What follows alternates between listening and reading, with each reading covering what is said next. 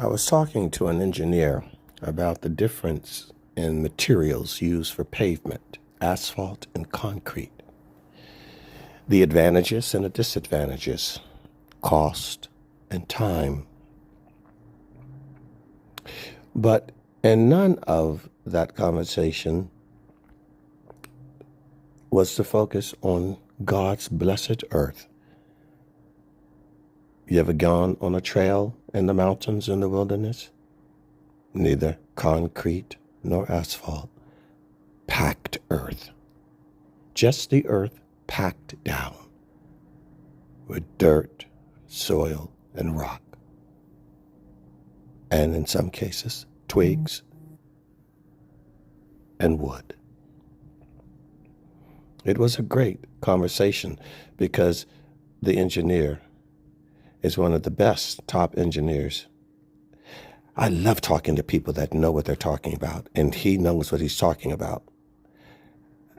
I always tell people, talk to people that know what they're talking about. And he's one of my favorite people to walk around with. I can ask him anything, and he could give me an answer about what I'm looking at, because I don't understand the concrete jungle, the infrastructure of the world that builds the cities we live in. He does. And I got so happy because I love talking to people that know what they're talking about. He taught me so much. He challenges my mind and my brain to think outside the box. He gives me information that otherwise I would never know. And I'm smarter because of it. I'm wiser because of it. And I try to pull it out of him. He doesn't always offer it up, you know. Some people, I don't always offer up my wisdom. You have to really seek it and press me and pull it out of me, and I'll share it with you. And he does too. But when he does, it is a blessing, the knowledge I get. I am so grateful to have a person like that in my life. I am very grateful. But he gave me so much to think about. And I tend to take everything that I learn and integrate it, synergize it with God and faith, because God created the world. So everything is directly or indirectly connected to God.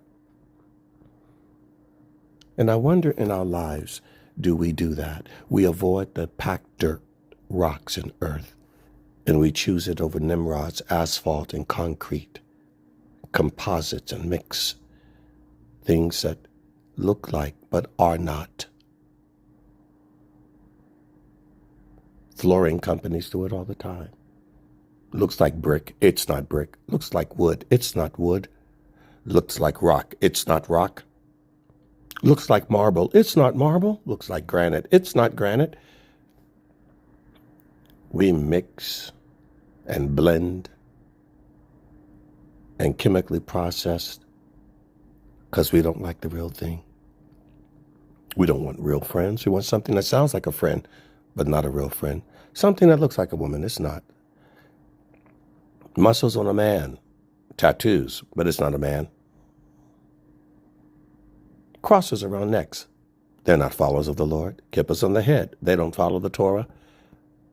We like the fake. We don't even want real food. The line in the process aisle is bigger than the one in the organic aisle. The real dinner at home, no one wants to show up for, but everybody wants to go out and get the fake dinner and bring it into the house to feed their children. Nobody wants to dig in the dirt and plant the herbs, wring the chicken's neck on the farm, or grab its eggs. No. You can go to In-N-Out. They are the great deceivers. At least McDonald's, you know you're getting a commercialized food. They say fresh. Fresh what? Fresh process. Fresh hormones. Fresh antibiotics. Fresh dextrose and excitogens. Fresh cancer. Fresh seed oils used over and over again. Every time you go to the Habit or In-N-Out or Five Guys, you are increasing your cancer risk. But it doesn't matter because it feels good. So you're drug addicts. You want dopamines. You want excitogens. Processed cheese. You don't want the real cheese. You want the stuff that melts in your mouth and destroys your gut bacteria. Fresh death is what it means when it says fresh. And that's why it's all made with lipstick, eyelashes, rouge, weaves, beads, and bleach. Dyed and colored to look like it's beautiful. It's not beautiful. You just have your eye on the thing that you've been programmed to look at all day long. A billboard, a walking, living billboard, painted with Photoshop, makeup, and sprayed with all kinds of aromatics that they got at the mall. And they put all kinds of packaging over it. And now you want it. You have a taste for death. Anybody that invites you over to dinner, you won't do that. You've lost your taste for death. And in many cases, you lost your taste for food because your tongue has tasted death. And now the appetite of sin, like a grizzly bear, eats a human, and now all it wants to do is eat a human. And you'll reject the berries in the wild because there's a piece of human flesh you can eat over there. The grizzly has forgotten what it's supposed to eat. You have forgotten what you're supposed to be, what you're supposed to eat, how you're supposed to think, how you're supposed to walk on packed earth. On packed earth, dirt, soil, sand, rock, leaves, twigs, and wood. You want the stuff that's radiating from the ground to kill you. May God help all of us,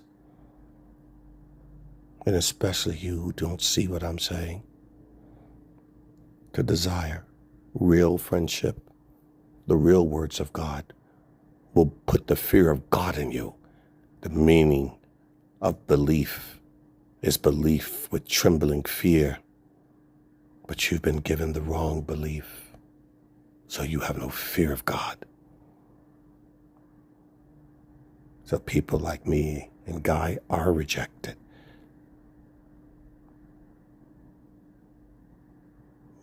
No processed oils when we talk to you. No processed cheese. No refined seed oils. No dextrose-laden buns. Just the raw, unadulterated word of God. Not loaded with sugar to try to sell it to you. Not sprayed with aromatics to try to deceive you. It's bitter, but it's sweet to the gut bacteria in your body if you receive it. Know the environment and look for the one that grounds you to the earth, not through concrete and asphalt. The one that magnetizes your body when you take your socks and shoes off and touch the earth, not the asphalt and the pavement and the concrete, not the plastic composites. Touch God without all of the process of the world's views, without all of your issues. Come bare and naked before the Lord.